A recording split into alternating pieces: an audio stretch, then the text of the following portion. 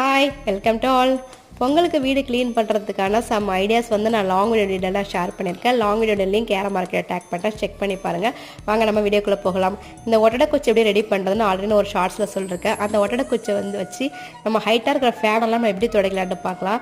இந்த மாதிரி ஃபேனை ஒரு பக்கமாக வச்சு அழுத்தம் கொடுத்து துடைச்சிட்டே வந்தோன்னா ஒரே துடைப்பிலே வந்து அது மேலே அழுக்கு எல்லாமே காலி ஆகிடும். ரொம்பவே ஈஸியாக இருக்கும்.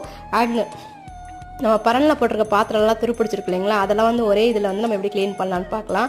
கொஞ்சமாக லெமன் ஜூஸ் எடுத்துக்கோங்க, அது கூட வந்து சோடாப்பு ஆட் பண்ணிக்கோங்க, அது கூட கொஞ்சமாக வினிகர் ஆட் பண்ணிக்கோங்க.